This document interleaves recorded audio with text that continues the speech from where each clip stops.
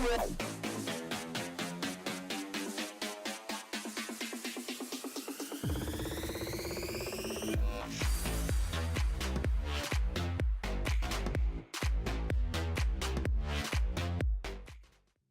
hello there guys, and welcome back to another session of FTB Infinity on the MINETERNITY server, which is a server that I've been playing on with some other YouTubers. We haven't had too much interaction together, but we've all been recording videos separately, and you can actually find all of their information down below. All their links to their YouTube channels are below, but this is a continuation of my little playthrough on Industrialcraft so far. I've really only gotten into a couple of mods, and Industrialcraft is where I'm at right now. It's the main mod that I've been working with and trying to progress through and really get in depth. So the last thing that I left off on in the last episode was that thing right next to me, surrounded by the solar panels, that MFE storage system right over there. Basically what that's my butt. So basically what I did last time was I made this MFE, and I had some extra solar panels made to charge it up. It's currently sitting at its max power of 4 million, I think it's EU. So it's at its max power right now, and I will be able to use that power and all of this solar power for my machines when I figure out where I want to put this as a final destination. I really just have it up here because this was my first little spot for testing the solar panels and seeing how much power they can generate. So I do have a full MFE at the moment, but there are some things that I want to do to our machines and to our power system to make it a little bit more efficient and to make sure that nothing explodes, because it is a very real thing that machines in Industrialcraft can overheat and explode if they have the wrong voltage, and that MFE up there is a higher voltage than, say, a normal bat box like I had in previous episodes. And then I upgraded to the MFE. So now I need a few things, not only to step down the voltage, but also to improve the efficiency of machines. Now, the first things I need to make actually will be leading into those machines. And these things that I'm going to make are canning machines. Basically, one of them is going to help me move towards getting the upgrades for my machines. I'm going to make overclocker upgrades, so that'll make the machines work faster, and that's going to be the fluid slash solid canning machine. And then the solid part of it, I'm not sure if this one's going to be able to do both. It might be in the updated machine for the experimental version of Industrialcraft. There are some machines in Industrialcraft in the current version of FTB Infinity we're running that are experimental still, not just they're not just the new Industrialcraft, they're the old one too. So we have a solid canning machine, and then we have a fluid slash solid canning machine. So hopefully it works out either way. So that's exactly what we need to be working on, is this fluid solid canning machine with looks like 7 10-item casings, an electronic circuit, and a basic machine casing. I've been working with all of these parts that are in Industrialcraft and parts of these machines for a while now, so I kind of know how to make them, what I need to make them. So if I'm moving too fast, that's just because I'm used to it, and probably you could catch up a little bit in previous episodes of this series. But we need 7 10-item casings, so we have 6 there. We need 1 more actually, so we'll go ahead and stick those there. We also need to make an iron plate for the electronic circuit. So iron plate, we need 2 redstone, and then we need some copper cables. We need 6, so let's make 3 plates, and that's going to make us 6 copper cables. Let's go ahead and throw those together. Go ahead and make our electronic circuit. I've made hundreds of these by now. Not hundreds, but it feels like it. And then the last thing was the machine frame, right? So I need 8 iron ingots, or 8 iron plates, which is 8 iron ingots. I need to make another one of those forge hammers real quick, because they are much faster at the moment. The whole reason I've been using this forge hammer, there is a machine that does the same thing that this forge hammer does, but the whole reason I've been using the forge hammer instead is because it's so instantaneous.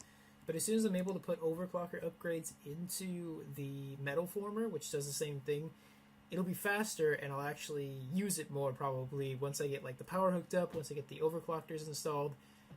It'll be a lot more useful to use the metal former rather than the forge hammer and just have to keep making forge hammers, because electricity is renewable, and then I'll have the machine as long as I need it. So that'll be a much better way of doing things. But for now, let's focus on making machines. So there's our fluid solid canning machine, which we're going to have to put downstairs. Now the next thing that we're going to need is some universal... Here they are. Some universal fluid cells. Now these are made with 4 tin item casings and glass panes. These cells are going to be what allow us to make a certain part for the... I think it's for the... gosh, I can't remember right now, but you'll see. So I need 4 item casings. I don't really know how many of these I'm going to need. So I'll just make those for now. And we'll go 1, 2, 3, 4, like that. And then I need to fill this with water, I believe. I think I can fill it straight just like this. Yeah, I can. Oh, there we go. Okay. So we have a full universal fluid cell full of water. Now if we go downstairs and hook it up, hook the fluid canning machine up to the power down here. We'll go ahead and put it on top of the compressor, I guess. And let's break that. We will go ahead and put the LV wire connector here. Hook up the power from the water wheel. This thing has been lasting me a long time. It's been my main source of power downstairs and pretty much for every machine.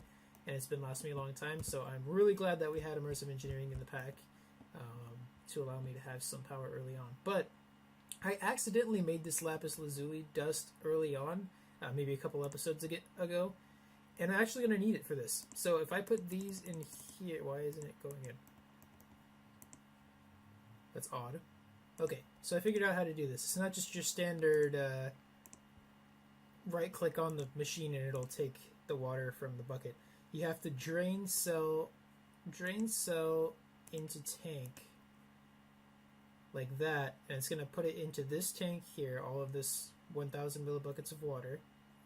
So wait for it to do that. It'll go into this tank, then we switch tanks, take this bucket out, and then we got to go to fluid enrich, put the lapis dust in there, put the universal fluid cell in there, and it should give me what I need.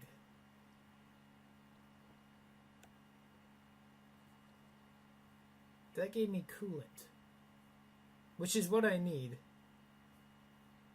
Okay.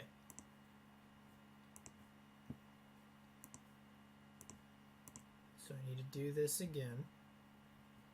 So we'll switch tanks again. I'm going to go drain from cell into tank.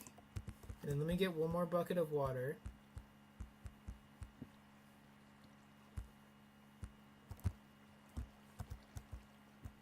And we need to drain that into the machine as well, because I need 3 of these coolant cells. So I'm going to go ahead and grab that, and then put this in there.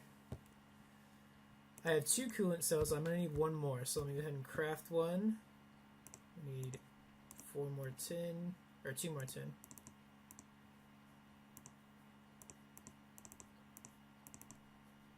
There we go. And surround a glass pane like that to make another fluid cell. Excuse me. Go ahead and drink some blackberry juice. And then, let's see here. Okay, so this now has 2,000 millibuckets of water. Now what I need to do is I need to switch these tanks. And I need to enrich tank or cell. Put this in here. It's going to change this water into coolant. And then I need to fill these fluid cells from that tank. So this machine is very complicated.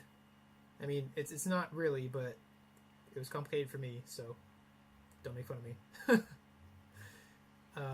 But I think this is definitely like a new experimental version machine for Industrialcraft. We are running an old version of FTB Infinity though, so it's probably updated by now. Okay, so fill cell from tank. This is going to fill all 3 of those cells. So what I'm trying to make with this is an overclocker upgrade. Right? So we need 3 overclocker upgrades, which is 3 10K coolant cells. So we're going to need 4 more tin plates per coolant cell. So we need 1, 2, 3, 4, 5, 6 of these. Like that. And then we need to take these coolant cells once they're done and surround them with the tin plates. 1, 2, 3, 1, 2, 3, 1, 2, 3, 1, 2, 3. And why isn't it working? Oh my goodness, because I did it wrong. Hang on.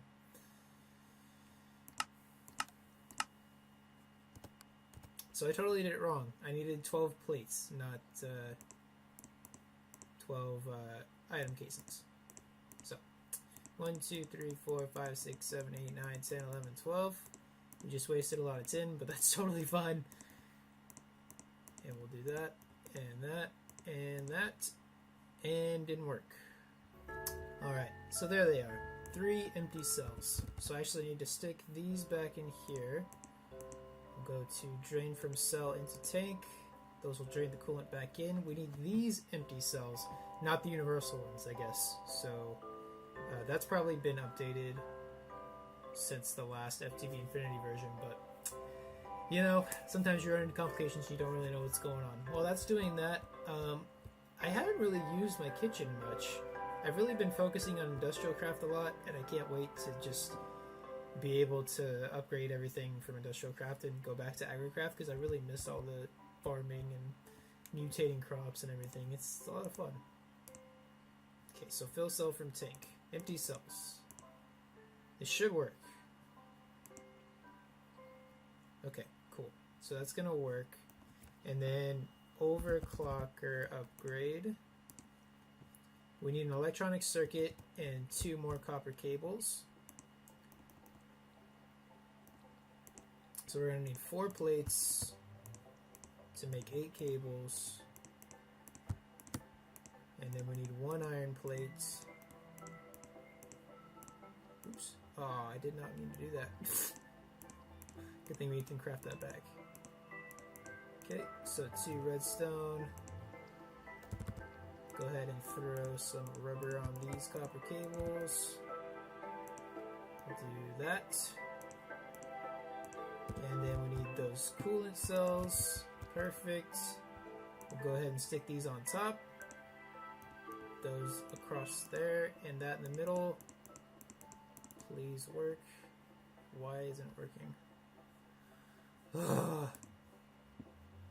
10K coolant cells. That's why. My head is like way... My hands are way in front of my head. I don't know. My head's way in front of my... I don't know. Okay, so we need to put these tin plates around it. So we need 1 more tin plate. There we go. 6. And then we put the coolant cells. We got 10K coolant cells. So these overclocker upgrades actually are kind of expensive. Unless you... Especially if you end up wasting tin like I did. But yeah, we're going to put the first one into our metal former. So we have 2 overclocker upgrades. I thought I was only going to make 1. So if we put this... If we put 1 right here into the metal former, this is going to decrease processing time to 70% of what it was, but it also consumes 160% times of the power that it was before. So it's consuming what it was before plus 60% of that amount. You can figure out the math on that one. But we have another overclocker upgrade, and we can move these around too. Like, we don't have to keep them in that machine. So let me just like demonstrate. We'll put an ironing in there. We'll time this 3, 4, 5, 6, 7, 8, 9, 10. So that made me HV cables, which I actually don't even need, but I'll leave it. And then if I do overclocker upgrade, just 1, let me put an ironing git, 2, 3, 4, 5, 6. So it's a lot faster. And then if we keep adding upgrades, it'll be even faster.